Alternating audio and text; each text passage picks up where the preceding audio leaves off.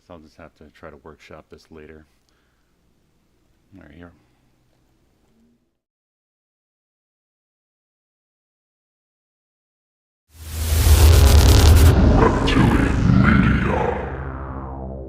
Media. As consumers, we are bombarded by it at every turn, like the Incredible Hulk being bombarded by gamma rays. But what makes some media endure, while others are banished to the forgotten black hole of obscurity, never to be heard from again? Who or what decides this? Hetero life mates Steve and Yahel want to know, and they want to know now. This is Obscurity Now.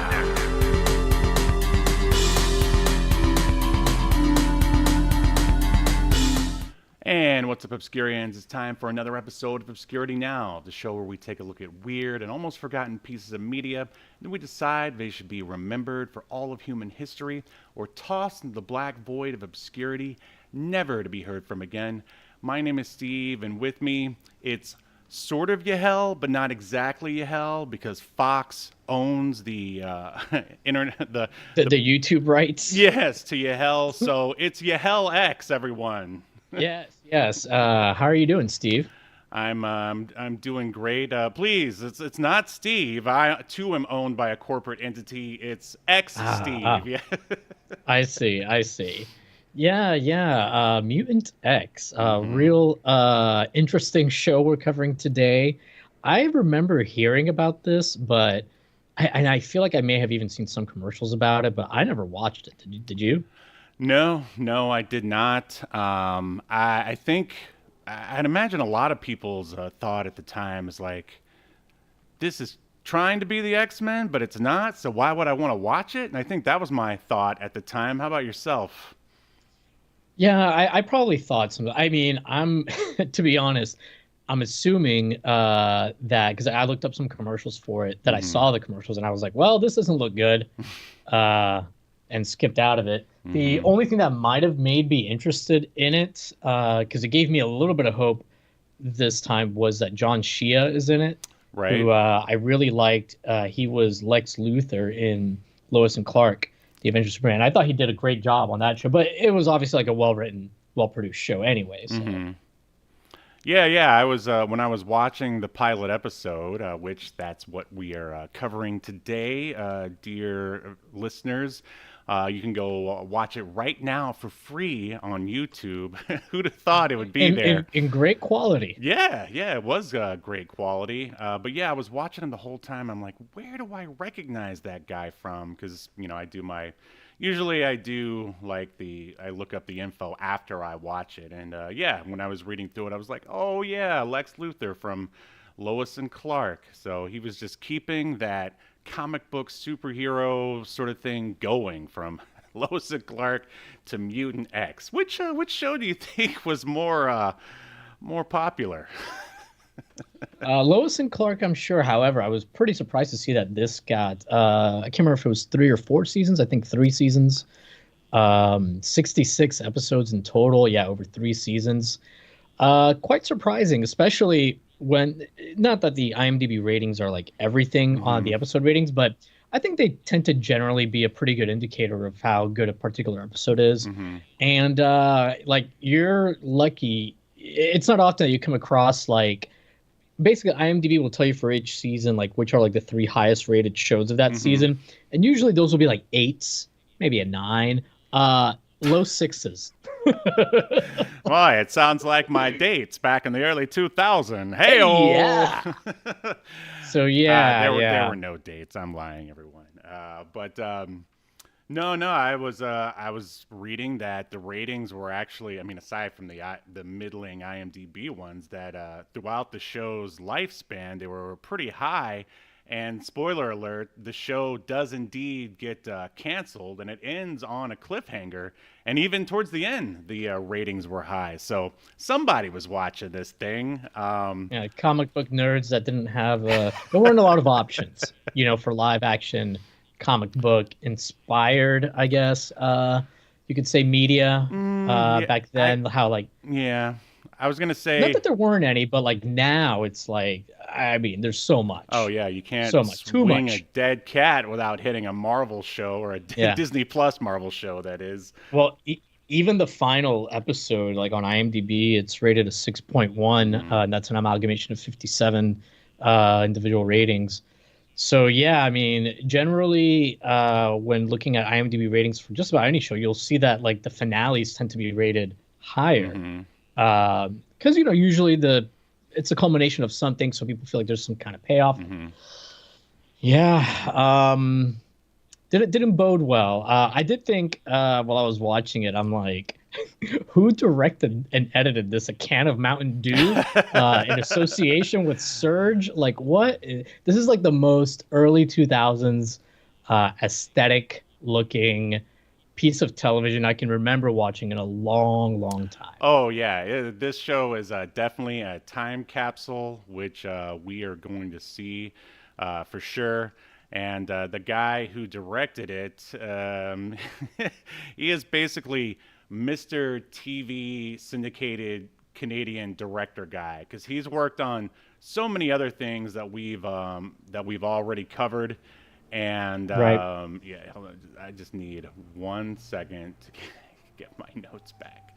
But yeah, Well, I know he worked on RoboCop Prime Directives, oh, or I'm the sorry, the production series, company. right, right. The Yeah, he did the series, but this is the same production company Good that Eye. did Prime Yep, this is Directives. Fireworks Entertainment, and the reason why, you were speaking about the finale not being that high, and I think it's because they didn't realize it was going to be a finale because Fireworks Entertainment ran out of business, and so they couldn't make any more Mutant-X because they were no more.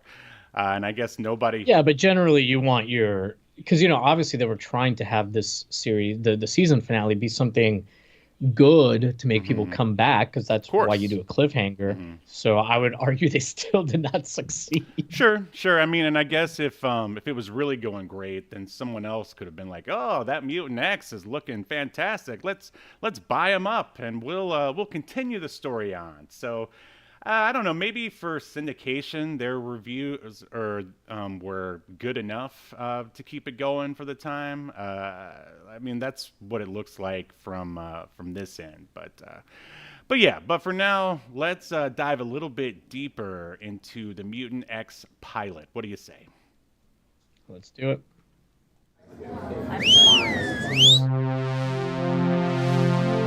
Welcome to your feature presentation.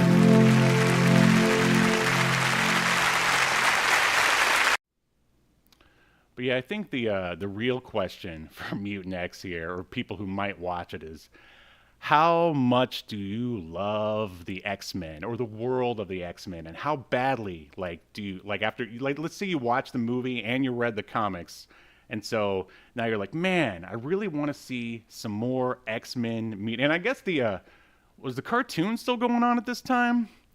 Uh, I'll check on that, but I mean it kind of doubt it. yeah, yeah. So basically, the answer is you'd have to be, or at least I feel like you would have to really love the X-Men to want to watch this.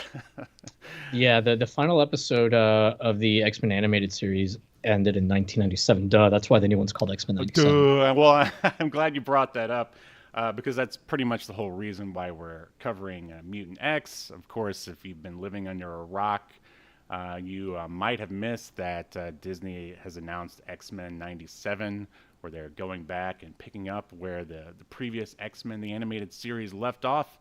If you want to hear us talk about the original X-Men animated show, we sort of had an episode on it, like way back, like the first 10 episodes when we started. So definitely check that out. So what I want to know from you, Yahel, is are you excited about X-Men 97? What are your thoughts? I actually am. I mean, I'm being cautiously optimistic, like with anything new. I don't think I'm as cynical as some other people that host this podcast when it comes to new stuff. You must be talking about I Larry, mean, the new guy. yeah, and ultimately, I mean, it's still a kids' cartoon, just like the original one was. So I think you have to look at it through that lens as well. But I think I am gonna check it out at least and go into it with an open mind. I saw people. It's so weird. I saw people complaining that, and they were going off like literally one frame that like Rogue's ass is like flatter now than it used to be. Oh man, And, this is but what's wild to but Steve, what is wild to me is that the same people complaining. I mean, it's a bunch of far right people complaining about this, which is so strange that the same group of people that are constantly concerned about protecting kids and this and that are upset that a kids cartoon isn't sexualized enough for them now. how do you It's know like a character that it's just far right and not just people who are really because all into you have to do is ass? click because their complaint is always like, "Oh, this is what woke Disney has done," because that's like what they always write. And there's only one group of people that complains about woke Disney generally. So, and you can just click on their profile and see their brightly gold, how highly they're anticipating bright gold gaudy sneakers from a 78-year-old man. But What? Whoa! you didn't see the What? Trump sneakers? No, Trump now he's selling these like gold. He went to like some sneaker convention Oh my God. and was like being like, I know you guys here are sneaker heads. And like, half the crowd was booing. He still had, some people cheering, of course. But yeah, the shoes are just like gold foil. They look like a Rob Liefeld new #1 Image comic book cover. They're just like gold foil everywhere. They're gaudy. They're a Rob Liefeld #1. Thank you for putting it in terms that I completely understand. Yeah. And Rob, we love you. But just for the record, I too hate woke Disney, but I am not far right. But I just hate Disney in general, mostly. You just hate things. You just don't want to like enjoy watching. No, anything. look, much like yourself, I am at least gonna check it out. But I mean, I don't know about you, but I don't even remember like the last couple seasons of X-Men '97. Can you even remember? I remember they had changed. I'm gonna go back and rewatch it. I actually watched like the first few seasons of X-Men, the animated series, like 5 or 6 years ago. It like popped up on Prime, I think. It must have been longer actually because it was before Disney Plus was a thing. But and it held up pretty well. I mean, I will say, watching it as an adult, you could definitely, at least I definitely felt, oh, okay, yeah, this is definitely like a kids show. More adult themed than most kids cartoons, especially at the time, but it's a show for kids, Yeah. But I just remembered like the last few seasons they changed the art style. I think they changed the production company, and I remember I think like they changed a couple voice actors, and that kind of turned me off from it as a kid. So I'm not even sure if I finished it. Right. See, I don't think I had either. It's very possible that I could have started playing soccer or something and was just not around on Saturday mornings to watch it anymore. But yeah, I don't know. That doesn't sound like a terrible idea to go back and try to watch some of it. You know what we should do? Maybe we should cover the first episode of the 1997 season of the X-Men animated series. Maybe like the first episode of the last season. Wait, of the new one or the original? Wait, No, the the first original episode one. of the last original. All right, I gotcha. Yeah, we could definitely look into that, and Or we could watch the last episode, I guess, but I'd rather not be spoiled. and we could talk about the new one when it comes out, because I do intend on watching it. As you said, I am cautiously optimistic. I mean, I don't know. I have a feeling.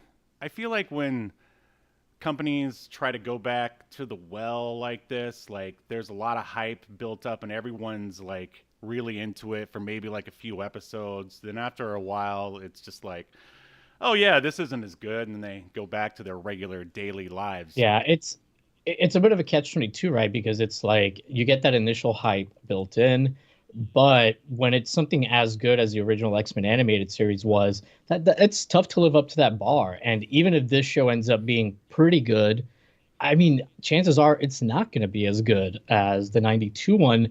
And part of that, too, I think is like it was a novelty back then. Sure.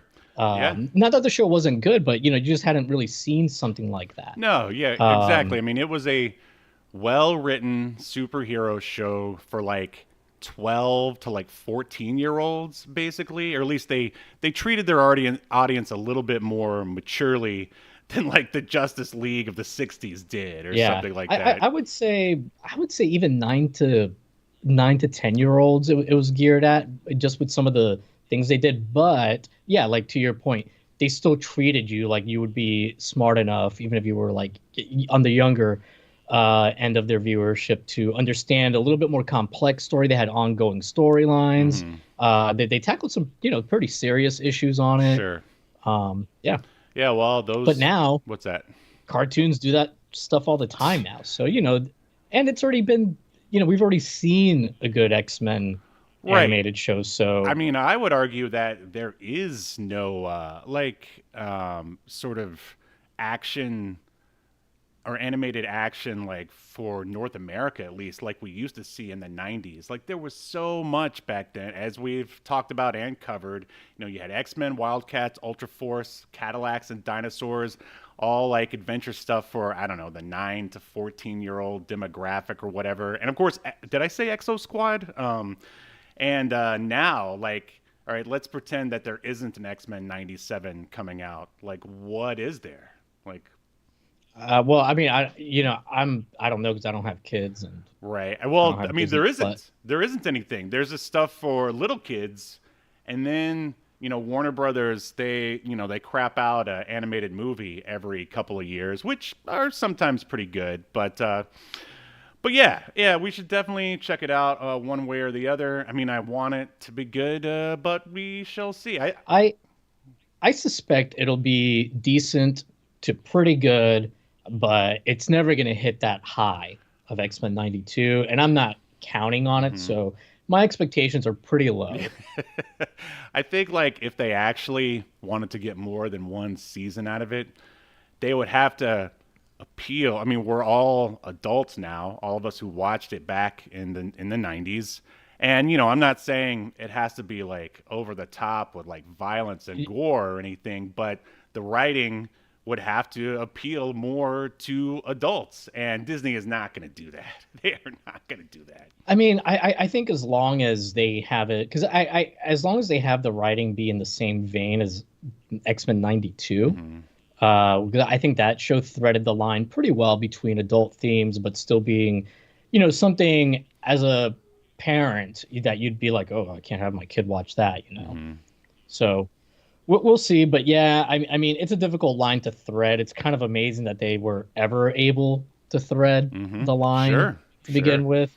I will say that I did notice that X-Men 97, it's rated TV 14. Mhm. So that does make me think that they're going to lean into more of the adult-oriented stories, or at least keep them around.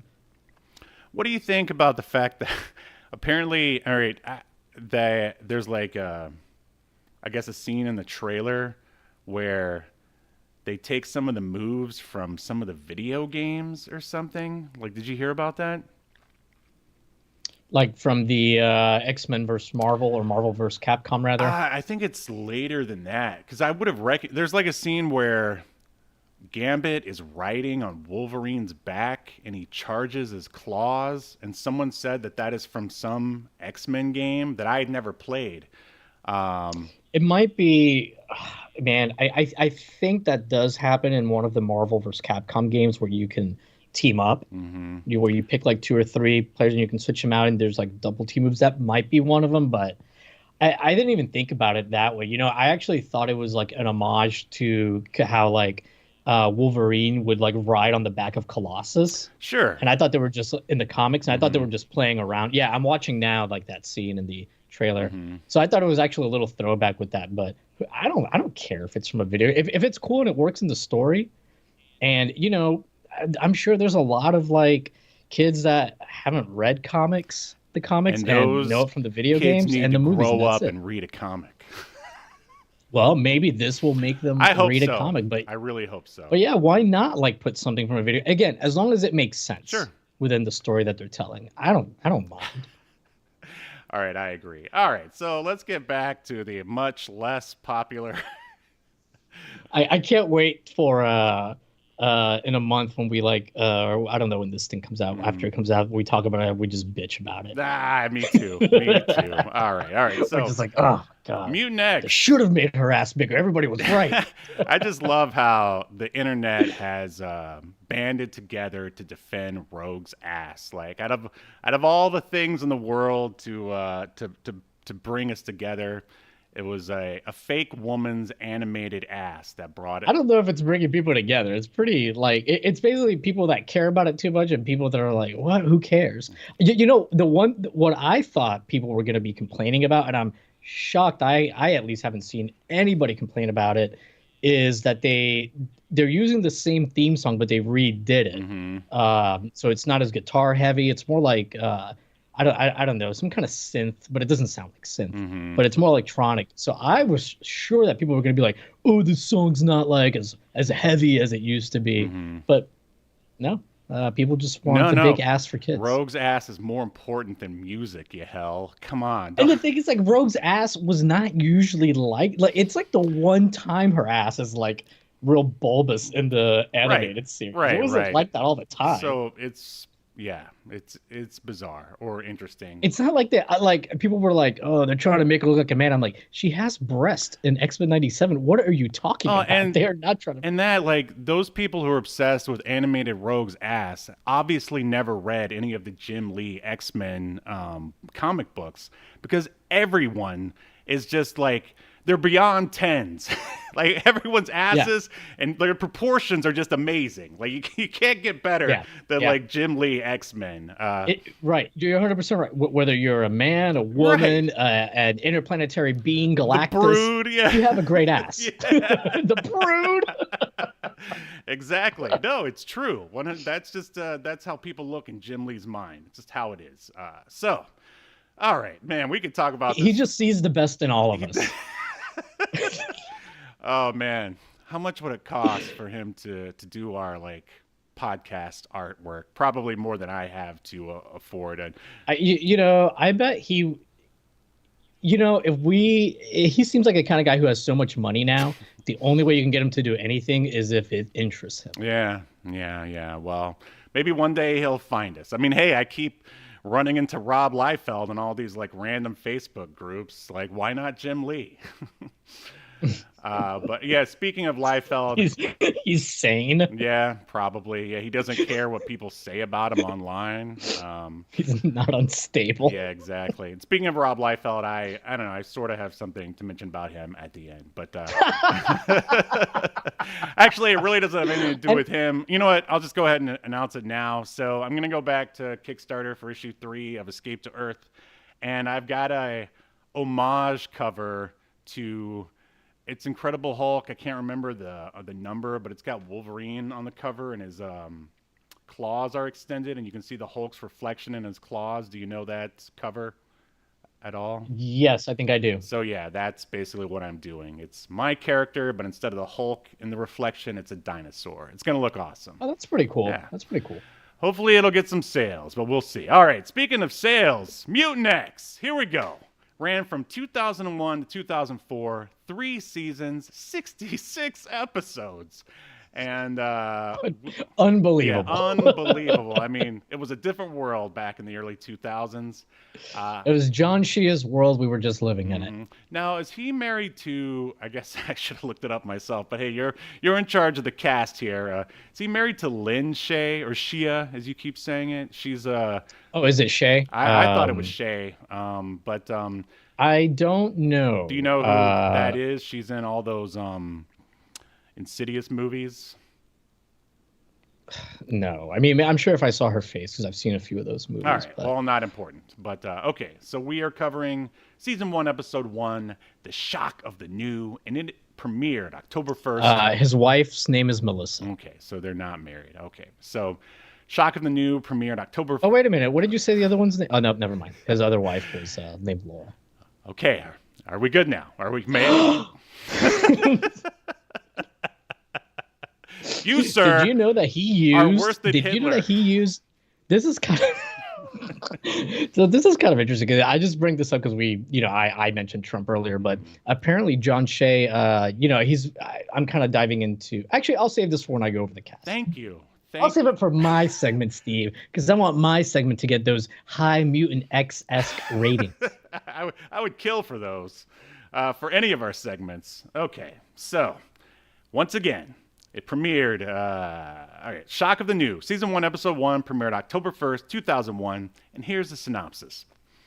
A mutant empath on the run from a mysterious government agency is rescued by a team of fellow New Mutants, the group known as Mutant-X.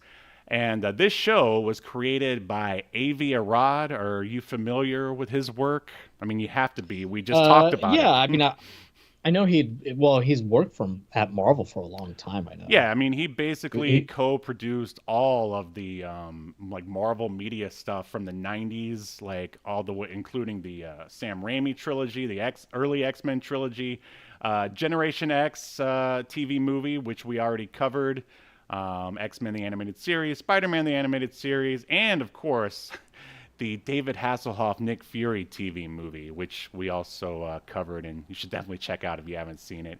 And I guess since Marvel has been bought out by Disney, he's somehow responsible for all the weird Sony Spider-Man crap that's been going on these days. A little bit of a step down there, but I'm sure that guy has more money than God himself. Yeah, so I suspect he does not care that people think. Well, I think that's a problem with a lot of these movies, is that nobody seems to care. But that's another podcast. Okay, this director, which we were briefly discussing, T.J. Scott, and he has directed Star Trek Discovery, episodes of Doom Patrol. Do you remember that Sam Raimi produced Cleopatra 2525? I think we have it on the list. Young Hercules, Xena, and the aforementioned RoboCop the series.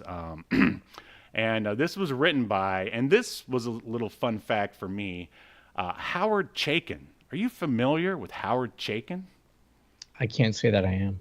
He's basically a comic book legend, writer and artist. He created the indie book American Flag, and he's worked for everyone. Apparently, he had something to do with the Star Wars posters, like a design of Luke on the original Star Wars posters. And but during the 90s here, he decided to step away from comics and into Hollywood, if you will.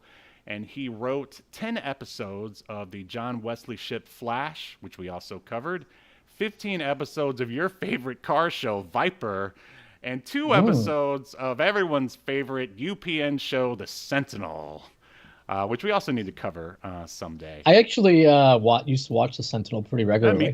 Me too.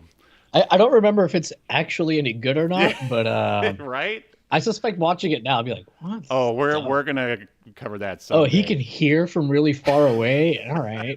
Because he hung out in the jungle for a couple of months? Oh, yeah. Is that what it was? I don't even remember how he got his abilities. Yeah, he got left, or he might have been a mercenary or something. Somehow he got left in the jungle for a long time, and that enhanced all of his senses. I thought maybe it was a UPN crossover, and Sir Mix-a-Lot did experiments on him. Wow, that's a deep cut. I love it, and that's what this show's all about. All right, and of course, the production companies here are Marvel Studios, Fireworks Entertainment, who, as Yahel said, previously produced RoboCop Prime Directives, which we also covered. Now, do you know about the lawsuits between Fox and Marvel here because of Mutant-X? I do indeed. Did you want to discuss them? Oh, yes, please. Let's go ahead. Tell me what you know. Oh, well, I mean, I just know that, Fox basically sued these people because Fox, I guess they don't anymore, but they had the rights at the time to the X-Men for film and TV. Exclusive rights. Yep, that's right. And, they felt this was infringing on their rights to that. And basically, from what I remember, I think like Marvel countersued, and the compromise ended up being, okay, you guys can make this Mutant-X show, but it can't have anything to do with the X-Men, and the promotional material can't in any way infer that it does. Exactly right. Yeah, they were originally going to have code names, but because of the lawsuit, that got nixed. They were going to have black costumes, even though I feel like they already do. I mean, I guess it's just regular clothes in this, but Yeah, they're just a lot of black leather. yeah, trench they went to the coats. Matrix dressing rooms and Yep. just borrowed a couple of Matrix jackets or whatever. But yeah, they were going to have black leather costumes, just like in the Bryan Singer X-Men movies. But the judge was like, "Nope, nope, you're not doing that." And yeah, so I guess they were. And I guess there was at one point there was some sort of logo that also had to be redesigned. But yeah, I guess they made the changes and they were Yeah, allowed to move on. because the way I remembered it was that when they initially started promoting the show, the X had a circle around it, Mm. or it was like just. That's how I remember it, but I mean, I may just be making that up. Yeah, I don't remember at all. But let's see. I think that will do it for that thing. Oh, I do have their original code names that were never used. Let's see. Well, no one's gonna know who we're even talking about, so I'll save that till Yeah. later. So, who were some of the thespians, or should I say, like former models, who acted in Mutant-X?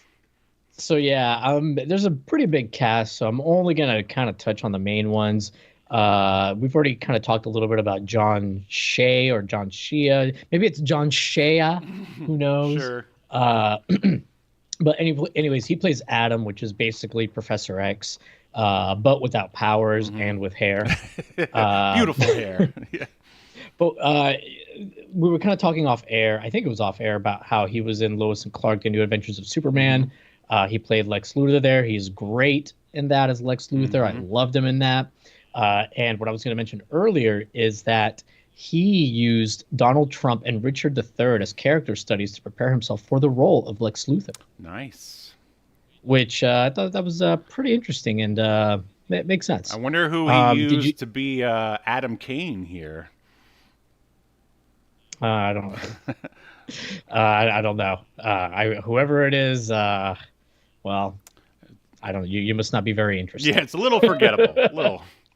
Yeah. Well, apparently he had also been up for the role of Harrison Ford, and he was got so far into the process, he was one of the last 3 people. Wait, up for the role of who? Indiana Jones. Oh, you said Harrison Ford, so I was really confused. Sorry. Yeah, he was going to play Harrison Ford as Indiana Hi, Jones. Harrison. I'm your stunt cock for making love to your wife or something. I don't know. Yeah. Anyways, so he tested for the role of Indiana Jones for Steven Spielberg, and the only other 2 people that did was Tom Selleck and, of course, Harrison Ford. Oh, that's So Tom interesting. Selleck was almost Indiana Jones. That would have been funny. Yeah. Anyways, John Shea has been in a bunch of shit. Lots of stuff. Some of it's noteworthy, some of it isn't. But I did see on his IMDb that he was in a show in 2015 called Agent X. And for a second, I was like, was there a spinoff to Mutant X? But no, it's completely unrelated. Just happens to have a similar name. Nice.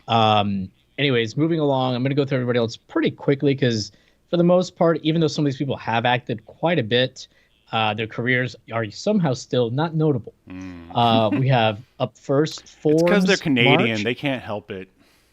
Yes. Up first, we have Forbes March. That is a real name, or so I'm told. He plays Jesse Kilmartin, who's one of the mutants. His power is killing people with the name Martin, right? That's why he's. Yes. Yeah. Oh, I thought his power was modeling Abercrombie and Fitch clothing at a moment's notice. Former model, yeah, turned guy who kills people named Martin. Got it. Okay. Yeah, he basically looks like an Abercrombie and Fitch model from like the early 2000s. He has been on a few things, but mostly he was on 208 episodes of One Life to Live. He hasn't acted since 2016. And before then, he hadn't acted since 2010, so I don't know. He's not very good in this. No. Then we have Victoria Pratt, who plays Shalimar Fox. She's also one of the other 2 people on the X Mutants team or whatever, or the Mutant X team, excuse me, under Adam. Victoria, I noticed, Can I? was married. Oh yeah, go ahead. She was married to the director. Oh wow. The plot Hmm, thickens. And it does thicken. just to throw it in there real quick, Shalimar's code name was gonna be Synergy.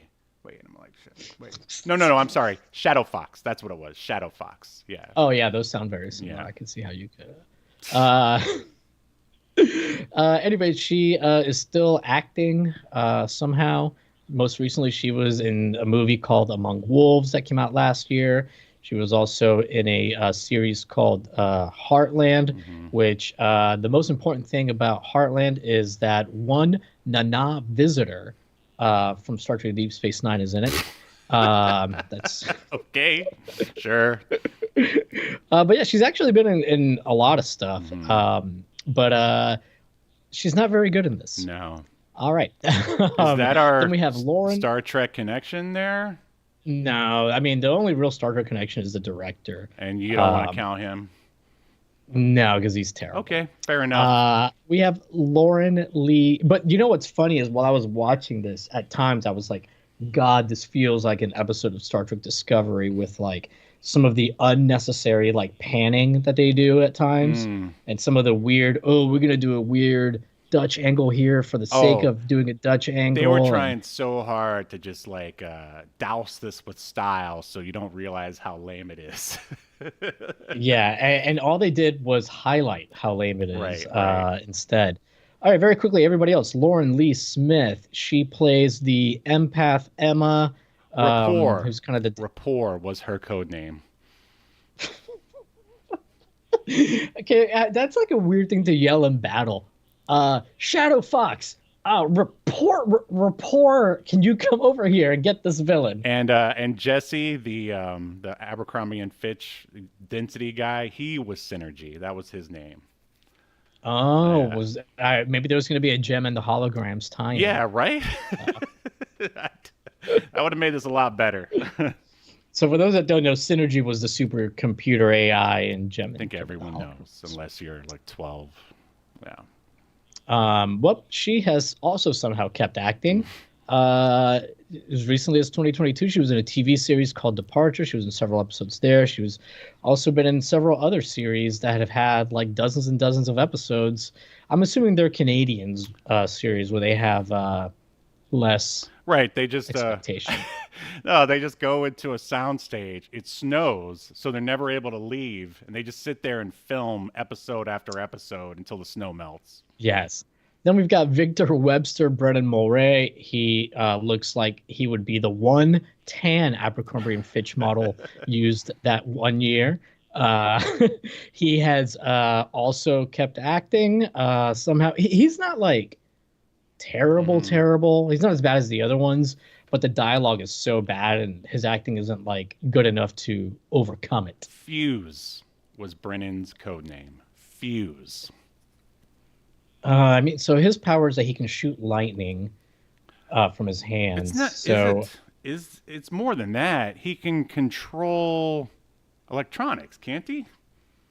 well, no, he just says he shoots light. That's what he Yeah, described it yeah, as, that he yeah. can shoot lightning from Okay. his hands. Now he does use it to like turn on a car. It's whatever So the I guess- scene needs it to do. Whatever voltage you need to get going, Right. he's got you. Right. He's got the hookup. Anyways, I don't know. He's still acting. It's fine. Then Is we've it? got Douglas O'Keefe. He plays Frank Thorne. He's like a bad guy with powers working for Henchman. Yep. the corporation. What was it? What were they called? Genome-X. Genome-X. Thank you. He was in the Honey I Shrunk the Kids, the TV show, which I didn't know there was a Honey I Shrunk the Kids TV show. Did you? I did know. Huh. All right. Well, we might have to cover that one yeah, day. sounds fun. And the last, I'm sorry, we have two more people. Tom McCamus. Mm-hmm. He plays like the main villain, named Mason Eckhart. Mason Eckhart. His wig is so bad. What like 80s like pop artist does he not? And by artist I mean like painter. Who does he remind you of? Is he like Andy Warhol? Yeah, you nailed it. Yeah, Absolutely. he looks like Andy Warhol. Yeah. Yeah, I could see that. He's again, I feel like this guy's not a bad actor. Right. It's just like the stuff isn't great, and he does lean a little bit into the camp of it. I feel like as much as they let him lean into, because Right. he's kind of like the only one that really seems to be like, hey, the only way this will be good is if we're campy. And then you have John Shea like trying his best Right. to like make it work, and because he is a good actor. Yes. So John Shea takes it way too seriously. And then this other guy is like trying so hard not to. The last person I want to mention is Cedric Smith. He plays Dr. Paul Breedlove. Mm-hmm. No, Paul Breedlove is not the name of a porn star. Uh, but the reason why I brought him up is because, interestingly enough, he played the voice of Charles Xavier, aka Professor X, in X-Men the Animated Series. Well done, sir. Yes, and he was also in Silk Stockings Jr. That's right, where all the characters had big asses. Yes, and he was Breed Love was his name there too for some reason. Yeah. But yeah, good. He was also in Heavy Metal. Nice. Yeah. Well, I'm glad you picked Yeah. up on that fun fact for sure. And that is, yep, that is the cast worth noting, or will be here forever. A lot of people in this. Right. All right. So we're gonna jump right into the show here. It starts off. It's quite the cinematic experience, Steve. If you don't believe me, just ask the director. Yeah. Like I said off air, this felt like it was directed by a can of Mountain Dew and edited by a can of Surge. Let's see. What would have been the hip like energy drink in the early 2000s? It'd probably just still be Red Bull, I'd say. But Well, Surge came out like in '98, I think. you think so Surge was still around? Probably. Yeah. Okay. Yeah. We'll go with that. And Mountain Dew would have been there. This is like the. I think this is probably still during the extreme period, maybe the tail end of it. Oh wait, I got a T-shirt for you here. What's his name again? TJ Scott. It's like, I don't need to go to film school. I just need to drink my Surge. No fear. TJ Scott. And maybe a little bit of coke. Yeah, exactly. So okay. The show starts off with these weird, like, green, jaggy lines with, like, digital noise behind it. I don't know if that's supposed to be, like, the Matrix, the mutant Matrix or something, but... It's the most, like, early 2000s tech look aesthetic ever. Yeah, it's lame. Don't know why it's there, but I don't know. It's kind of funny at the same time. And right off the bat, the music, Steve. Oh, yeah. Your typical house techno that was very prominent throughout a lot of action movies and TV shows through, like, the mid-90s all the way to, like, 2010, I would say. But, like, the crappiest royalty-free version. Prodigy, this is not. Yeah, exactly. Prodigy, more like Alta Vista. You know what I'm saying? Because I meant the techno. yeah, I know you did. Oh, okay. Wow, I didn't know this died. Man, Alta Vista, that takes me back. I was an Alta Vista search engine man myself. I'm sure you were. All right, so we fade into aerial footage of a city at night. I wonder if it's Toronto. We never really find out exactly which city that it is, but yeah, as Yahel said, there's 90s style house or techno music playing in the background.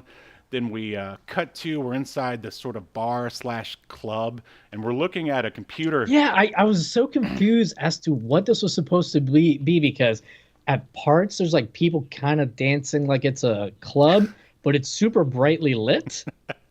And people are holding drinks in their hand, but there's no bar. Right. They're just trying to kill two birds with one stone here, I guess. Yeah. Try to save some Basically, money. it looks like they rented out like a ballroom in a hotel. Yeah.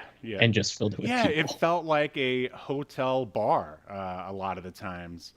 But so we are looking at computer monitors. So it's old school CRTs like all throughout this bar, because I guess it's supposed to be the not too distant future or whatever.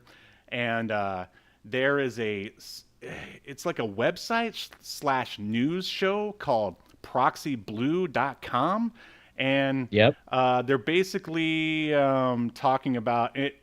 like all the stuff that's Well, the news anchor, quote unquote, in this is like a CG avatar, and it's in the style of not as bad, not as low poly or low res, but it's kind of like the reboot cartoon. you always But rag on like, reboot, man. well, well, I mean, it was kind of reminiscent of it, just like a better version of it because it's like several years removed Yes. in terms of the technology. But yeah, I mean, and it's like the news bulletins being given are by this Badly thing. animated female avatar. Yeah, Yeah, exactly. I guess it's she's supposed to be extreme and in your face or something. I don't know. I don't know, but she's like talking about like weird things happening with humans, Hmm. like basically imply like these are just like news stories where it's like, oh, something happened where somebody seemed to have some strange ability. Yeah, she talks about a teenage girl who falls 6 stories from a building and walks away unscathed. And then she sort of ends her broadcast with saying, "It's getting weirder every day, but the truth is spoken here." So, again, I don't know what kind of weird news they have going on in this world, but that's what it is.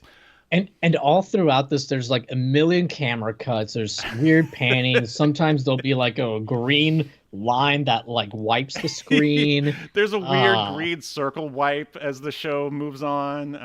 yeah, there's tons of weird wipes with like green and other Yeah, colors. There's a couple times where there's like a green filter for no reason inside of like a vault, like a bank, and it's like, why is I don't know. We'll it's get funny because this was during the time. I mean, obviously, this is post Matrix, and I just remember all like the tutorials online at the time. It's like, how to get that Matrix like look in your like crappy mini DV videos, and it's just messing around with a little bit of the contrast and the colors and stuff just to get that yeah. weird green hue. I don't know. It takes me back. Anyway, Yeah, just for folks who haven't seen this, just think of it like a sepia, but greenish. yeah, yeah. It's like the Reptilian Media logo almost. Yeah. So okay. While this news broadcast is going on, there is a woman in red hurrying her way through the club/bar, pursued by men in suits. This woman is later revealed to be Emma. She then runs into one of our Abercrombie and Fitch models, Brennan, and they sort of have like this weird kind of telepathic link or something. She asks him for help. There's some cheese. Telepathically. Yeah, but he just sort of gives her a blank look, which there's a lot of blank looks in this show. Mm. Uh, and she sends him a telepathic vision of herself in black and white, screaming. How art school was that? Do you remember that? I don't know, man. Like this is so dumb, and it went on way too long. Yeah. There's a lot of stuff that goes on way too long here. I There's a lot of padding, is what it is. There's a lot of unnecessary slow motion. Sure. There's a lot of repeated shots. Hmm. There's a few times that like some shots like they'll show it to you, cut to something, then go back to the same shot but just reverse it. Hmm. Yeah, it's like this guy learned how to like direct on like early MTV shows. You remember they were always like doing the camera all over the place and stuff, but Yeah, it's yeah. all in an effort to try to be matrixy, I guess. So anyway, she just sort of escapes through a door, and then we get that circle wipe I was talking about, the green circle Hmm. wipe. And now she's out on the street, running from a car in the middle of the street, and they are definitely not on a studio backlot. That's for sure. Dude, I was like, this street is so pristine. You could eat off that street. You could like and when I was watching it, 'cause, I mean, the show is cheap. It's pretty Hmm. obvious. Hmm. When they got to the street, I was like, oh, they either don't have the staff to clean up like the street, because usually like, you'll put like trash or whatever, maybe like put some fake graffiti on the, something to make it look lived in. Hmm. But no, these are just like if imagine a video game with like fresh, clean 3D models, like nothing, no, not a speck of dust or dirt. Oh yeah, yeah. That pretty much that paints the perfect picture right there.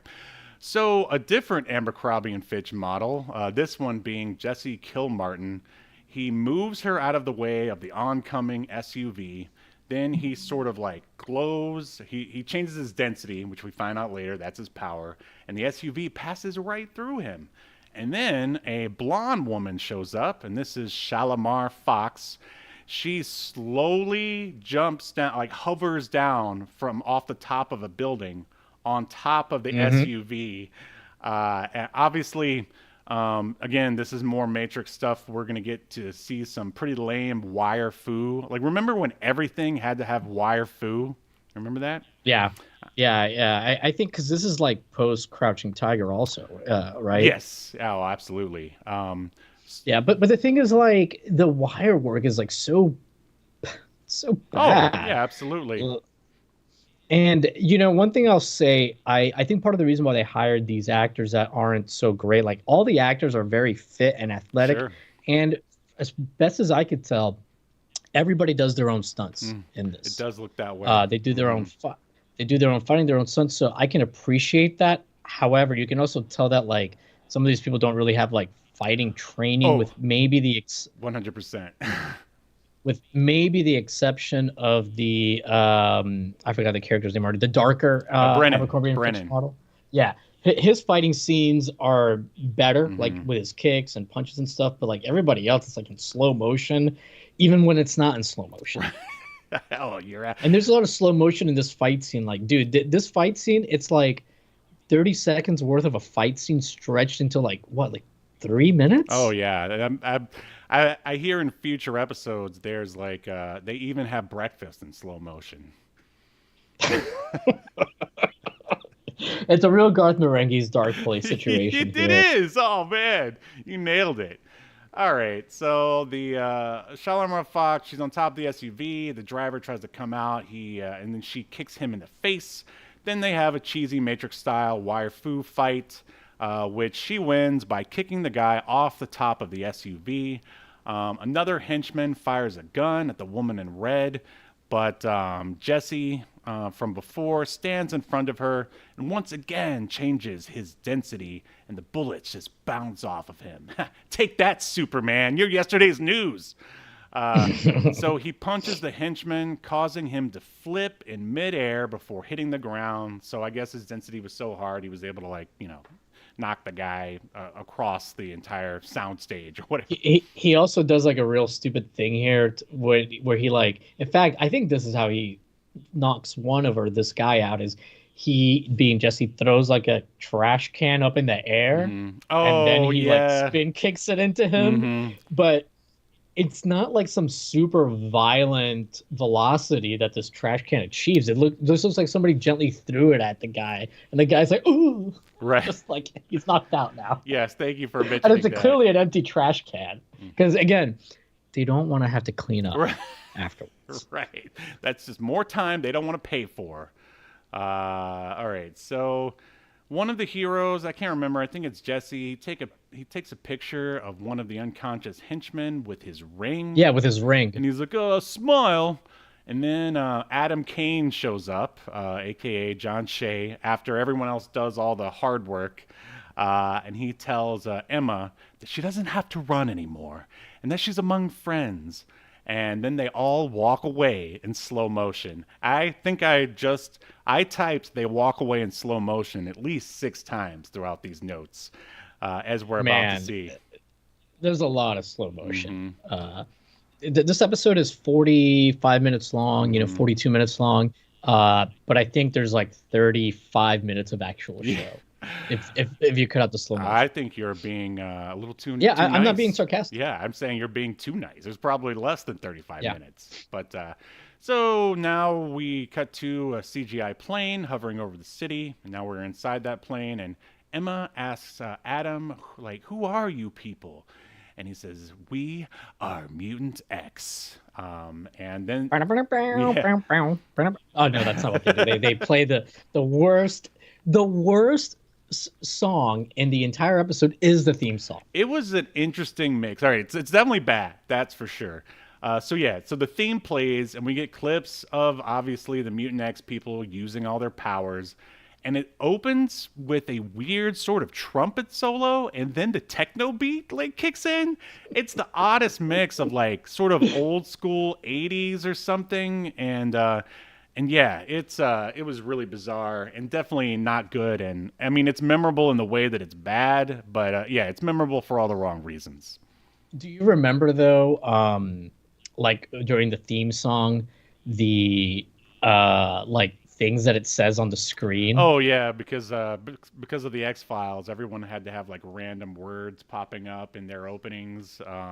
Yeah, like there'd be these words that like one of them was like secret project, Yeah, altered DNA, uh, creates mutants. right. It was like the next thing is said Soup, unexpected results. slow motion, Breach of supermodels, ethics. I'm watching it right now. Defection. Like it's just sued like by what is Fox. escape? Yeah. Oh, The, nice. the the civil lawsuit system is being abused. Like, wait, what? We need more lawyers. Okay, so yeah, that's fine. Now we're back on the plane. Adam explains the people after her were like, a fringe group of U.S. intelligence. Then he puts a visual cloak on her, which is basically a fancy way of saying that he blinds her. Which I wonder how many times old Kane here has used that on a couple of his dates. You know what I'm saying? Yeah, it's really weird. He calls it a visual cloak. So Mhm. I thought, oh, she's gonna make her invisible Yeah. for some reason. But no, he puts on the side of her head and it makes her blind. Yeah, her eyes sort of glow white, and yeah, it's basically he doesn't want somehow. Right, so they're in a plane like that doesn't really have any windows, and he's afraid that she's gonna see how to get to their base, which they're heading to. Um, Yeah, and why would he care if she knows? right, I guess the idea is maybe he doesn't Because know if they can trust her yet. I don't know. but they want her to be on the team. Yeah, it's and it never comes up again. Nope, nope, it does not. So the plane lands at a tropical island, more sort of bad plane CGI. And so, can you describe their base? And do you know what other show that we covered where that base shows up? The outside, or you're talking about The the interior, right? inside, Because you don't yeah, really see much of the the outside. inside. Um, I didn't think it was that bad It's not. It's of a set. no. To be honest, I thought it was much better than I expected. To be honest, I mean, it looks like what TV shows and movies in the early 2000s thought something techie and futuristic would look like. A lot of like metal, a lot of half circles, Hmm.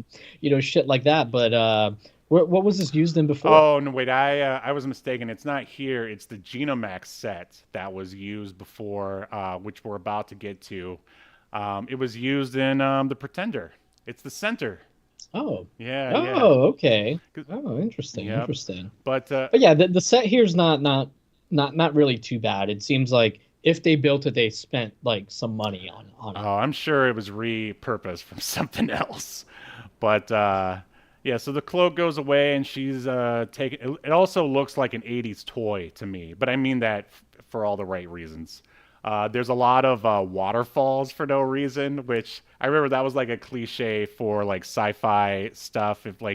If you saw Blade Runner, the Blade Runner sequel, there's a lot of like the shadows of like waterfalls and crap like on walls, like for no reason, just because it looks Hmm. cool, basically. Yeah, yeah. So Adam explains that, well, everyone else basically in Mutant-X, not him, are all children of Genomax, their gene program that they created, which spawned all these people with powers. And he says, there's thousands of them, and some are good and some are bad. And Adam explains he was the chief biogeneticist of that sort of plan. And then basically we cut to Genomax, aka the center, and inside we see a man with white hair pulling on a face, and that is Mason Eckhart.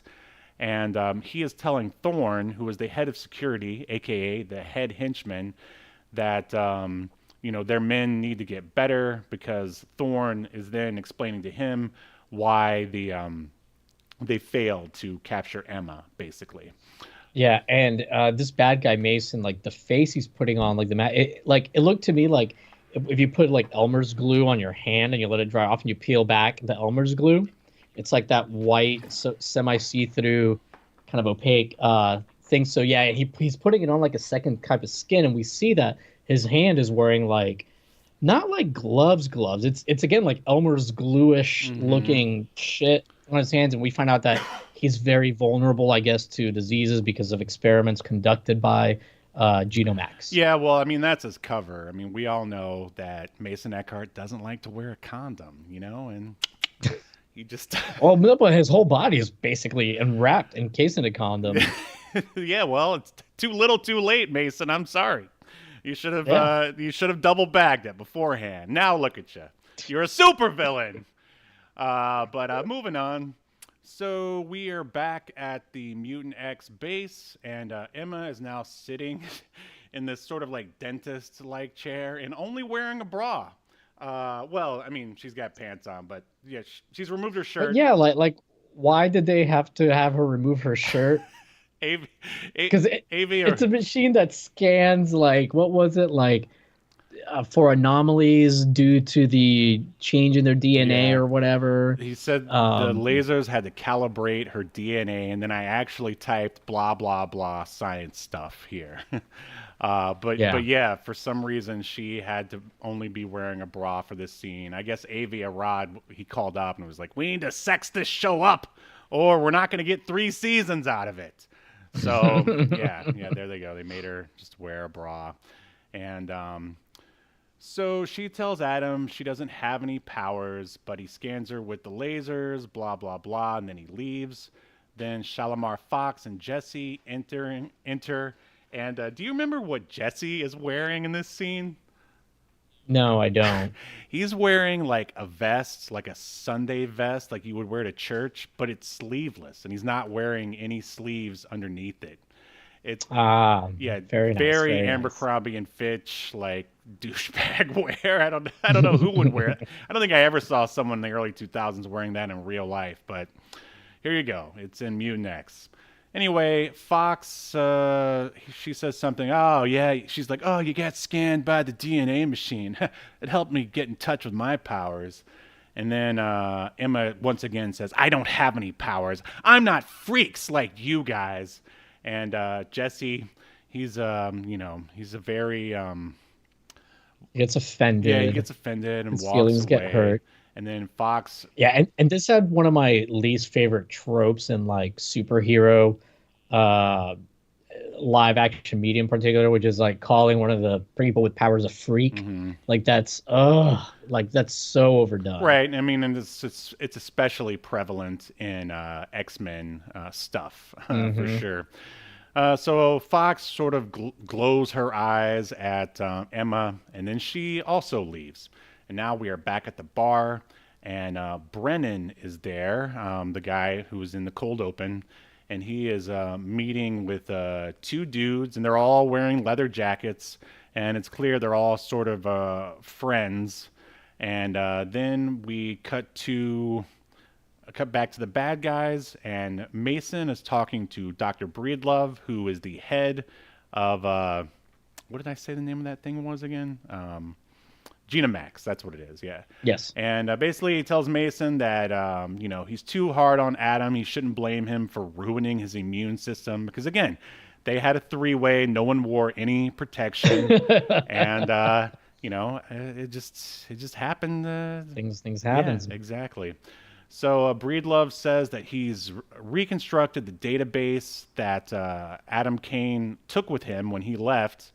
And he did that so they can right all the wrongs of Genomax, basically. But, it's clear that Eckhart does not feel that way. And now we're in a hallway. Mason says he's talking to Thorne. He says he should have killed Adam when he had the chance. And now we're back with the Mutant-X. Adam and Fox are at a loss talking about Emma. They're like, oh, we tried everything. And then they're like, oh, well, we're just going to have to get her out of town.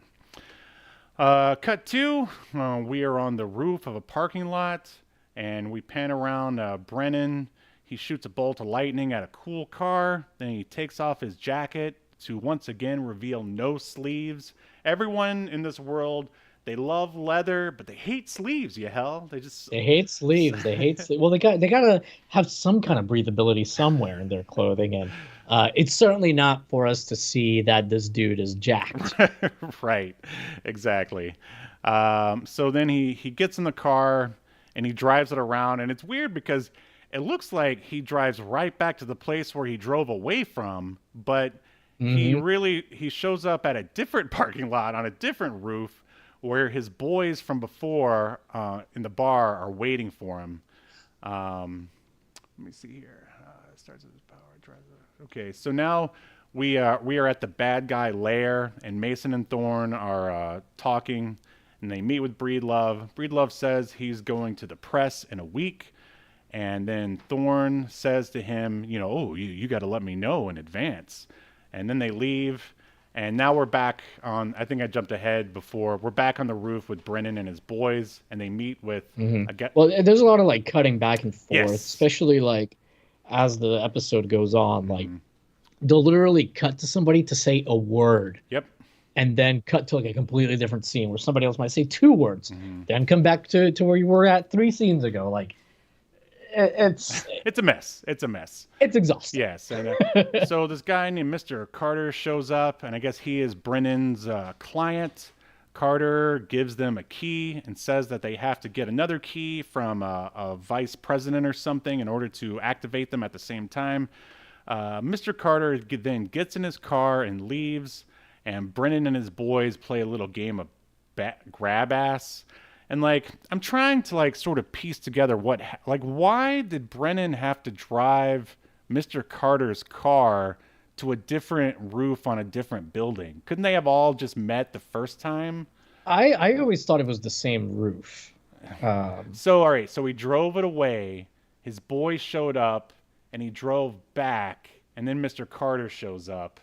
That doesn't make any sense to me either. I guess just to show that he's just a wild and crazy guy. Yeah, and then they make a comment. It's like, oh, you were driving the client's car. Oh, you're so crazy, Brennan.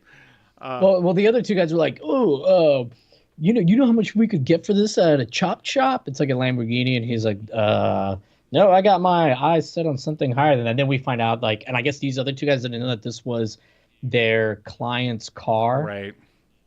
So, and then at the end, he's like, now do you bozos see why? Because the client comes and drives away the car. Right. And he's like, now do you bozos see why we can't take this to the chop shop? Right. Yeah, I mean, they're trying to show that not only is Brennan, I guess, smarter, but also even though he is a thief, he's like a good thief, or he's got some sort of ethics. I basically look at Brennan as your Kmart Gambit here, basically. So now we are with Emma and Adam. They enter a bookstore, and there's a guy there named Ruby who runs the bookstore, and he senses their arrival because he's a telepath or whatever. He also dresses like... I guess we're not allowed to say that word on YouTube, but yeah, I get the sense that Ruby hangs around the kids section at the bookstore. You know what I'm saying? Yes. I can definitely see that. All right, I'm glad I'm not the only one. So Adam leads Emma to the back of the bookstore where he pulls a book, and like literally the bookcase swings. And he goes back, and it's like a safe house where 2 other mutants, Allison and Vince, are hanging out. They're basically using their powers to work on something in the back there. Vince is messing with wires, and this Allison lady is using a blowtorch to do something. Adam says it's a mutant safe house. They're going to get her a new identity to get her out of town. Now anything else to add about that scene? No. Other than, is this where we had like seen the oh yeah, because the guy at the library or the bookstore Ruby, or whatever, yeah, he's such a weird. He makes very strange acting choices. Like I at first I thought he was supposed to be blind. Yeah. Right? Doesn't he play it like he's blind, but then he's not blind? Yeah. It's it would have been better if he'd have been blind. Yeah. Yeah, I mean, I think it's fine either way. It was just confusing the way it was handled. But Right. no, I did think it was dumb that the one girl that they meet at this safe house or whatever, like that's like, she's like, I don't know what the hell she's doing. She's like fixing a pipe Right. with like a blowtorch, and rather than just use her hand to use the blowtorch, which would be way easier, she like very awkwardly uses her mind powers to make it levitate, and it's like very awkwardly levitating. It's like, Yeah, well, you got to get those mutant powers in there any way you can, I guess. I do want to say though, the girl with the levitation powers, the Allison? character's name is Allison, played by Ingrid Hart. I did think she was one of the better actors besides John Shea in this. She was good, but it was sad that a lot of her, whenever she had to communicate with Emma, a lot of her sentences had to start with girl because, Yeah, it was a lot of that. Yeah. Yeah, well, because she's like the one like, black actor, God, so yeah. they had to. I'm glad you mentioned that. Like, the cast is so bland just because they're all like too perfect, all too modelly looking. And I mean, I don't want to say They pretty much, they all are just like good looking white model types, Yes. with the exception of the main villain and the 70-year-old man. Yeah, right. Yeah, they needed a little more. I mean, even if they were going to have them be all white, like, couldn't someone have a scar or something? They, usually they. Something to give them a little bit of character. Yeah, yes, please. Any kind of character. Yeah, because much like the street that is shown, the alley that is shown early on, everyone is pristine. Right. There's nothing like interesting about them. Honestly, even Allison, the black actress that does the levitating and stuff, I mean, she's a very attractive, absolutely. model-esque lady too. It just happens to be that she can act. Everyone's 2% body fat. Yeah. So hey, at least Ingrid has a little bit of acting talent. sure, So absolutely. So now we're back at Mutant-X HQ. Fox and Jesse have fabricated an ID for Emma.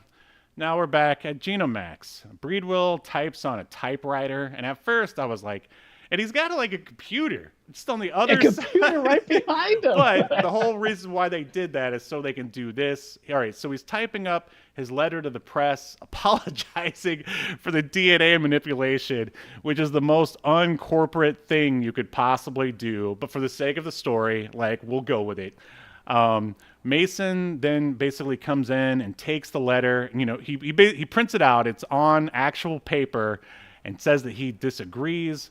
Thorne uses his telekinesis to take Breedwell's cell phone away, and then who came up with this? Okay, so for some reason in Breedwell's office, there is an old school vinyl playing jukebox just sitting there in his office, and he uses the records. He with his telekinesis, he levitates the records. Right, they float in the air. Yeah, he makes them float in the air, and we just see them go off frame towards Breedwell, and you hear him scream. So he kills Breedwell with vinyl.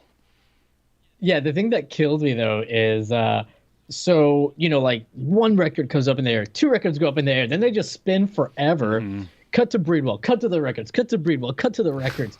Then another shot of more records coming up. Like this, it takes like almost a minute before these records actually like fly into him. And then, Steve, do you remember though the shot of Breedwell's body, his bloody body covered with pierced by the records? Not very well. You don't remember it because it doesn't exist. Right, They never show him dead. Yeah. They just like look down and point up.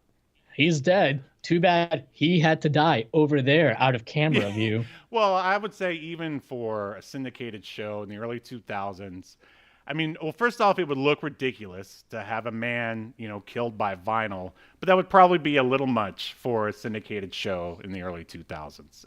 It could have, I don't know. You could have had like a record like in his head or something in his like forehead. You probably could have gotten away with that. But yeah, they didn't want to spend the money, so that's why the scene wasn't there. So now we cut to, oh wait, I forgot. I have to add my favorite line here. So yeah, he's dead. Mason takes the database. He burns the letter, which was the whole reason why it was typed out to begin with. And then they walk away in slow motion. Thank you. And that's going on a t-shirt. Yeah. So does the building explode or catch on fire It doesn't, right? No. Okay.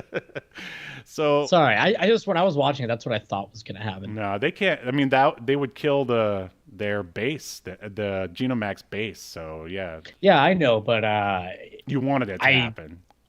I knew that wouldn't make sense, but it wouldn't put it past them to do something that didn't make sense because they had already done that. And then So cut back, and then Eckhart's just like, well, we've just finished the construction on the new Genomax. Like, well, and then you know what's weird later on when like Mason Eckhart is like, addressing like the employees, he's like, oh, one of our own disgruntled, mutants broke in and killed him. It's like it seems like these powers are pretty specific.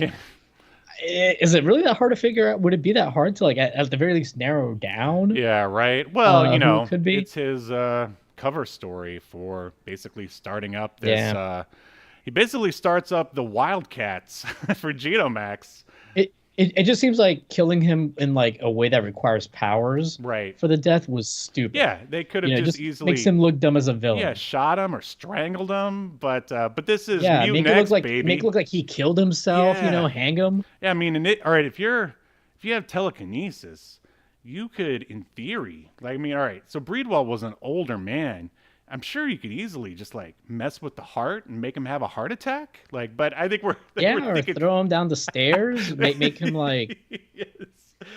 I don't know, Yeah, whatever. we're doing too good of a job here writing a Mutant-X episode. Maybe his power only lets him move things that aren't alive. Yeah, Oh, he can only move things from like the 80s, like like vinyl.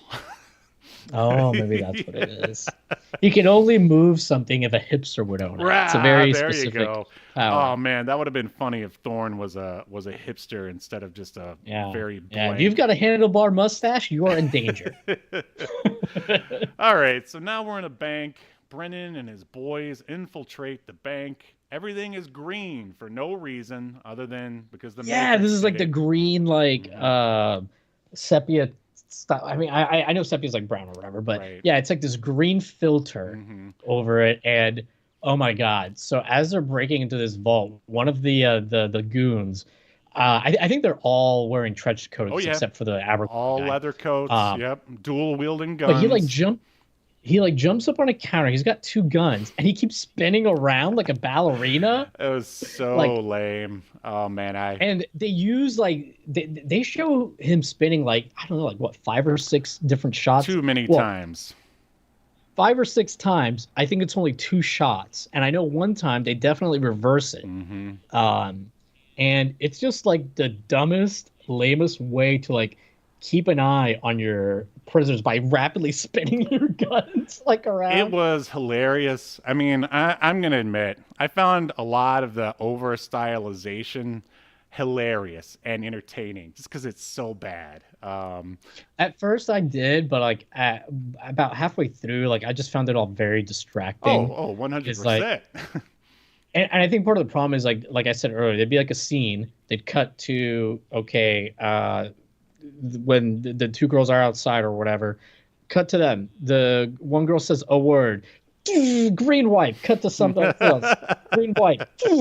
Then John Shea, Adam, he turns around in reaction to something somebody else said, another wipe. There'd be like 5 cuts in like 3 seconds. Oh, yeah. I mean, And this it's is just like- basically, in addition to the Matrix style, this is like a Michael Bay style of like shooting where like nothing is really happening, but for some reason there's like 6 shots of someone turning around to look at something just because he can't settle on one shot. Like it's it's bad. It's so bad that it's laughable, but it's also very irritating. It's almost like if Hype Williams directed a. You remember Hype Williams? Didn't he? Hype Williams directed he did all those like Puff Daddy videos, right? He did direct a movie. Oh, all right, we'll have to. Belly. Yeah, right. It's supposed to be just pure excess and like no real plot or anything. Kind of like this. And yeah, so as Yahel was saying, yeah, there's leather coats, dual wielding of guns, spinning around, green tent, and all of this over incredibly lame techno/house music. So yeah. And then now we're back at Mutant HQ. Fox gives Emma her new ID. Allison says she understands why Emma doesn't want to join Mutant-X. Because not every mutant is a hero, Yahel. And you can see the gears turning in Emma's brain because, Yeah, Emma's like, I'm a hero. Yeah, yeah, exactly. And don't you love how, gosh, man, every X-Men movie or every, I guess, sort of mutant superhero thing around this time period, it always has to start out with the recruiting of a new like mutant or person or whatever.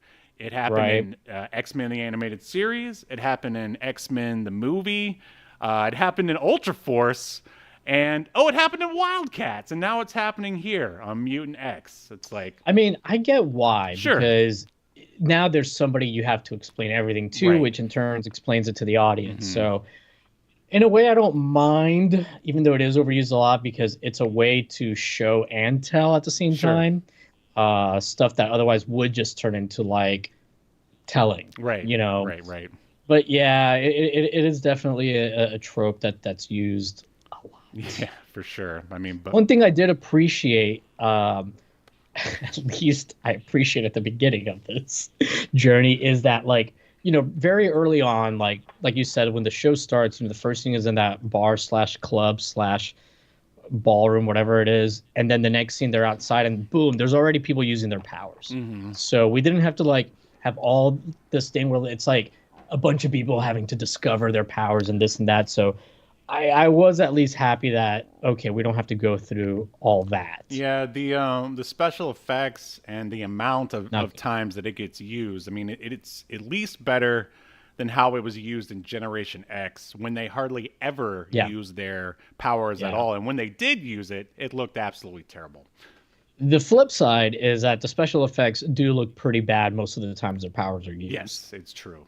Like the density changes look really bad. And the lightning, there's a couple times it looks okay, but it mostly looks like pretty bad. Indeed, I agree. So now we are with Brennan and his boys. They deliver whatever it was they stole from the bank to Carter. And then basically Brennan tells his boys that he gets more money because he's got the powers or whatever. And that's just how it is. And you can tell the one guy, his name is Tony. Well, that's not what happens. What happens then? So they steal the stuff, and the client's like, and one of the goons is like, they're meeting with the client. He's like, oh, yep, we got it all. 2 million from this, blah, blah, 2 million from that, yada, yada, a total of 10 million. And then our mutant guy tells the client, and you mean 20 million total, right? Because you're on the insurance paperwork, so you're getting another 10 million. He's talking to the client. And then the client's like, oh, that's right, kid. You guys better keep an eye on this one. He's smart, And then that's what the other guy's like, that's not fair. We get chump change. And that's when the guy with the mutant power says, well, that's the way the world works. It's not because he has powers. They're talking about the other guy getting $20 million because, he had the insurance. I see. All right. I get it now. How dare you miss this importantly well-written piece of... Well, hey, Howard Chaykin, he, despite Mutant-X, he is a legend in the comic book industry. But anyway, basically, yeah, but what's his face? Sorry to cut you off, Steve. But to your point, though, the goon that has all this stuff explained to him is kind of mad at the mutant guy's power, like the way he says it. You can tell he's annoyed with it. And that's why, he does end up betraying him, which is what you were about to get to. Yes, yeah. So Tony, the ginger, boy of Brennan, he gets mad about not getting more money, and so we're back in that same bar. There's only one bar in the entire Mutant-X world, and it's this one.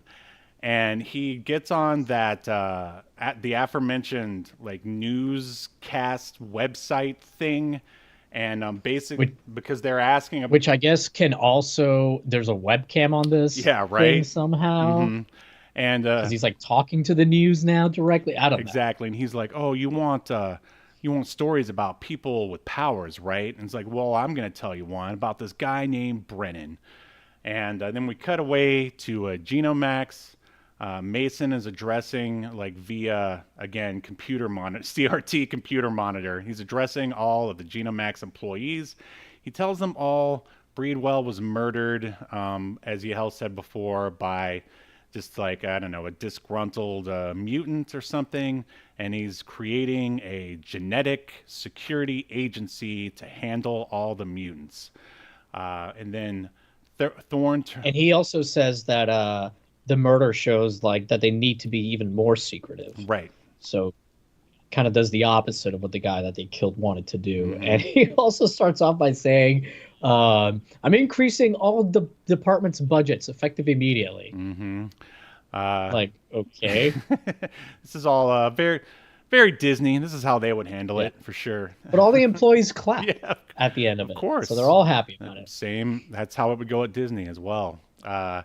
So Thorn turns on a monitor for Mason, and it's Brennan's boy ratting him out. Thorn is basically like, hey, we got a lead on another mutant here. Check this out.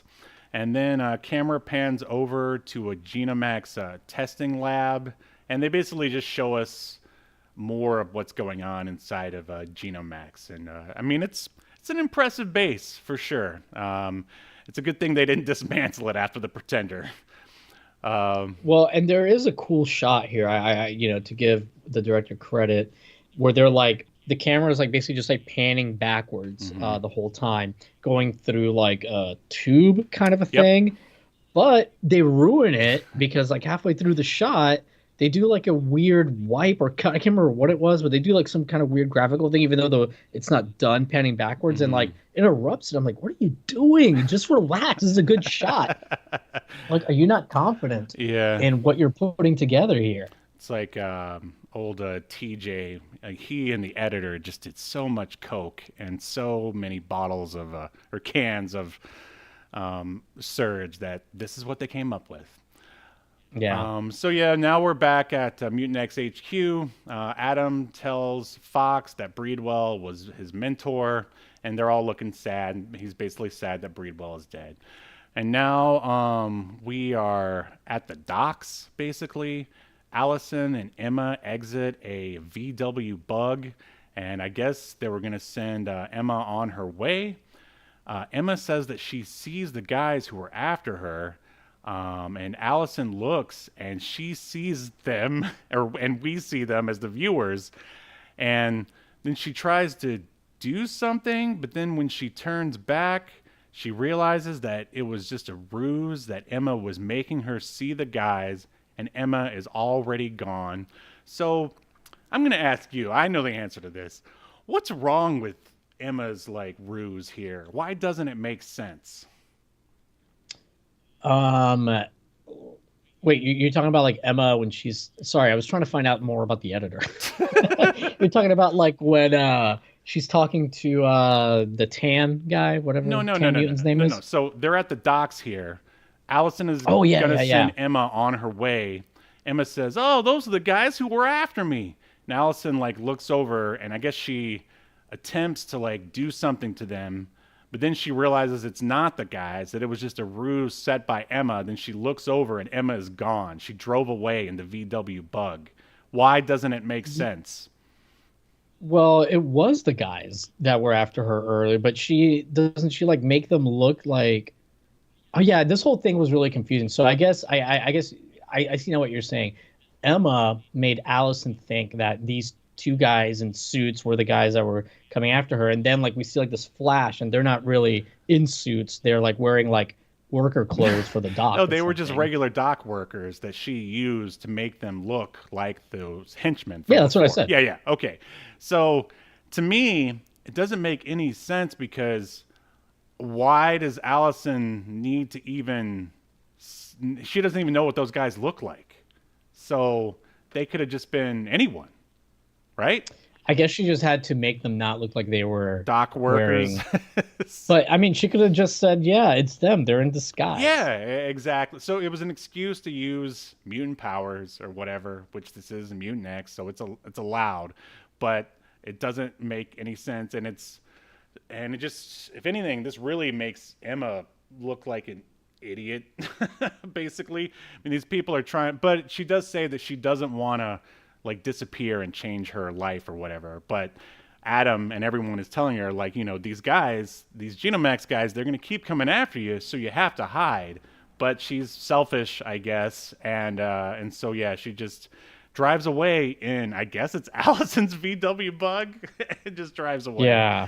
So Allison calls Adam, tells him what happened, and then Fox says they have to find her. Cue techno music, a lot of random computer stuff going on. Fox is on a motorcycle looking for Emma. Emma finds Brennan at the bar. They talk about their powers for a minute. I love how just Emma is just completely calm. She's not afraid of like anyone coming to like get her or anything. And this I thought was interesting. And they're very calm, sort of calm. They're basically having a date, basically. Like they ran into each other again at a bar. And Emma finally admits that she has powers. And she says that she used those powers to manipulate her dates. What do you think of that? No. She says that she used her powers to manipulate people coming. That she worked like at a retail store, and she became like the top seller by manipulating people. She didn't say anything about her dates. Oh yes, she did. I have it written right here. Did she? Yeah, and she was like, yeah, and I also used it to. I mean, she didn't. Oh yeah. She didn't use the word manipulate, Yeah. but she's like, yeah, I also used it on my dates. It's like, whoa, Yeah. come on, Yeah. what's up with consent these days, huh? All right. So anyway, Thorne shows up. The team closes in on Emma. Thorne asks Brennan to join Genomax. Emma, who has stepped away, senses all the people Thorne has murdered. Because again, she's not a telepath. She's an empath or whatever. Brennan turns him down, punches him in the stomach, and he and Emma run away. There is a slow motion foot chase. Brennan uses his powers to knock Thorne off his feet again. They check to see if he's... Oh, this part was stupid. They go back. All right, so they basically have a fight. Brennan wins, knocks Thorne off his feet. And like Emma's like, I wonder if he's dead. So they go back to check on him to see if he's dead, and he's not. And then more bad... Yeah, he just pops right up, and he's like, oh, didn't you think that... we'd be prepared for somebody like you. Yeah, and then now they're surrounded by even more henchmen. The bad guys advance on Brennan. There's some more bad wire foo. A lot of bad wire foo. Fox shows up, and again, she descends from like a ceiling. Like, what? Is that like her thing? I guess she has to do it. It's in her contract. She has to descend from somewhere. Yeah. It looks like, it doesn't seem like she can fly. She can just like kind of float. Yeah, I mean, the idea for her is that she's got like cat powers, basically. She's basically like a Tigra, if you will. But obviously she doesn't look like Tigra. But anyway, Jesse shows up. But then like in this fight scene, again, what's the tan guy's name again? Brandon.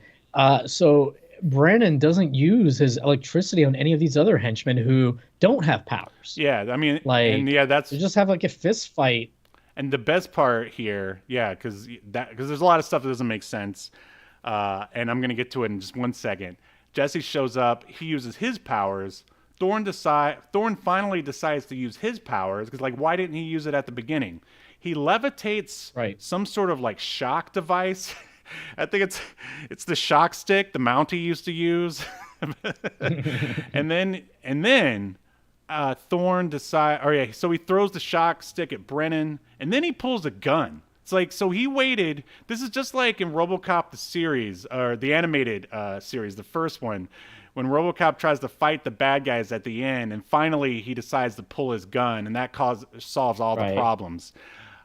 So Adam shows up, and then the bad guys retreat, and then that is basically there's sort of like they talk a little bit, a standoff between the good guys and bad guys. Yeah, but then Adam shows up. Yeah, and then the bad guys retreat like for no reason.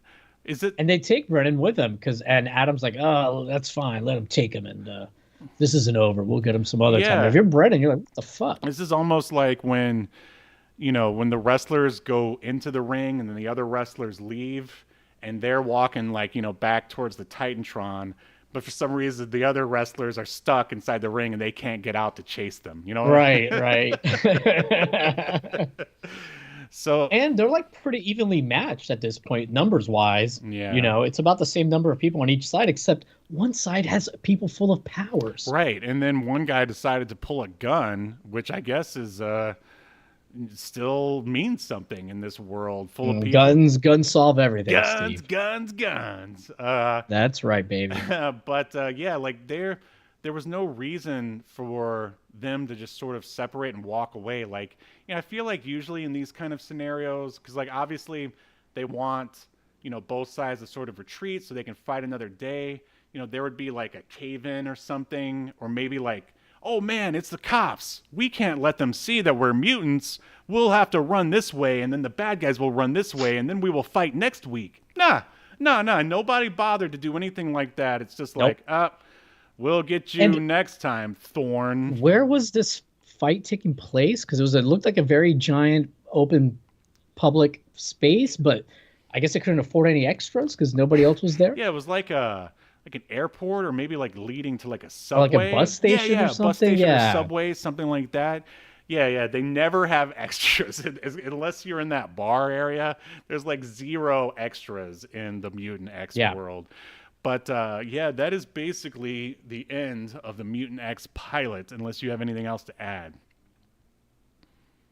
No, that pretty much covers this. All right, let's do this thing. That's the question. All right, not Yahel Velasquez.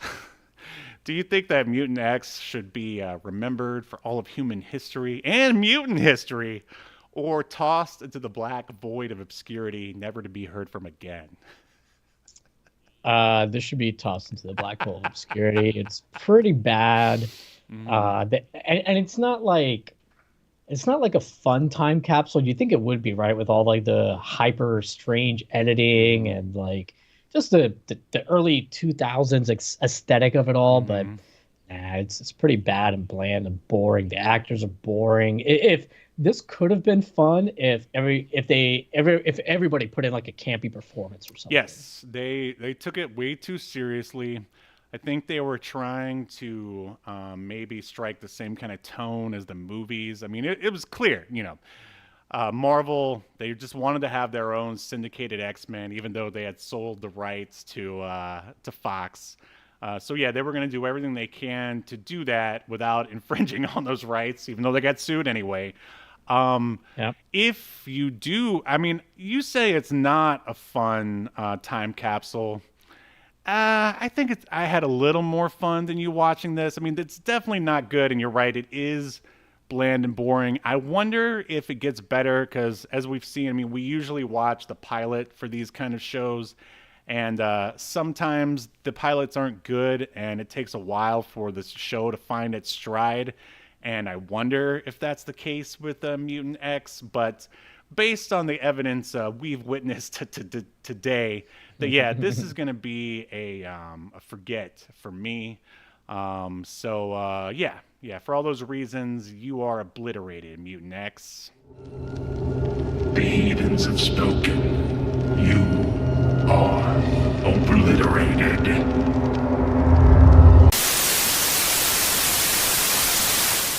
All right, but hey, let us know if you think differently and why in the comments below. Yeah, that is pretty much it for Mutant-X. Did you have something else you wanted to add there? I did.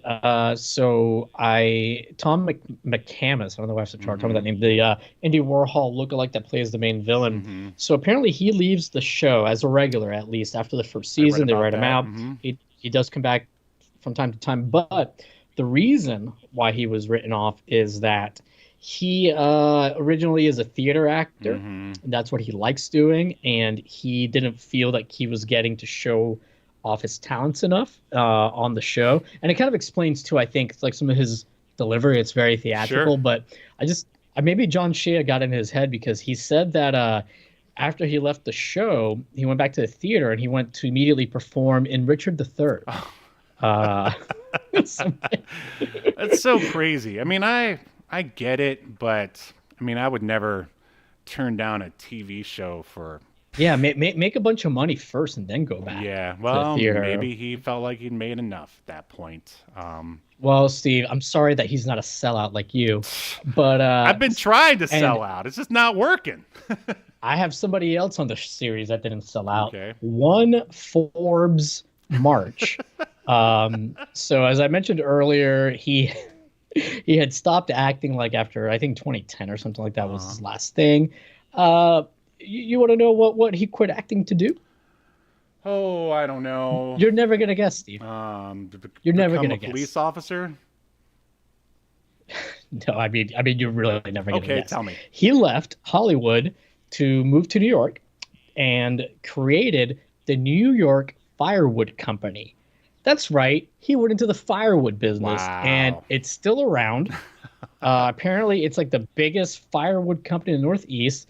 His website is up. He's interviewed not too long ago by Bon Appetit, and this firewood is insanely expensive. You can buy a 4-foot rack of mixed hardwood from $250. Wow!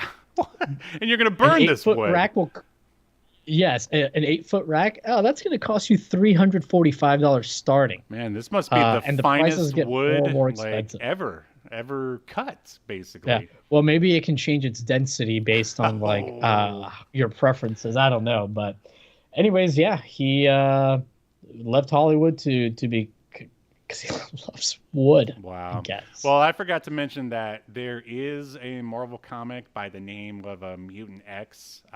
It doesn't have anything to do with the show, but they did make a comic book prequel for Mutant-X that's all about sort of what happened with Adam Kane at the beginning. If anyone is interested, I'm certainly not. Yeah, I think that's gonna do it. Anything you want to mention about yourself or the world before we sign off here? I'm still working on my video. I've been posting on Twitter some clips and like images from some of the 3D scenes that I'm working on for it. I also, if you are a gamer, you can find me on RZ, the Jewel of Faramore, which it's available like on everything, Switch, PC, on every console. There is a pre-order for the physical editions now. But yeah, the game's gotten like great reviews. It's selling really well. So pick that up. Nice. And I play the voice of the announcer. Sweet. All right. Well, that is our show, everyone. Make sure you subscribe if you're not, and share and tell all your friends to help us fight that YouTube algorithm. And we'll see you next Sunday as we continue to unearth more obscure media only on Obscurity Now. See you next week. Bye-bye. You've been enjoying Obscurity Now, a podcast that's recorded live to tape and streamed to Twitch and YouTube. Subscribe so you never miss an episode or hilarious quip. Take us with you by following the download links provided in the show notes to wherever you get podcasts. And take notice of our various social media links. If that's what you're into, I'm not here to judge. And make sure you join us live next week at 6 p.m. Eastern, 3 p.m. Pacific as we continue to discuss more obscure media only on Obscurity Now.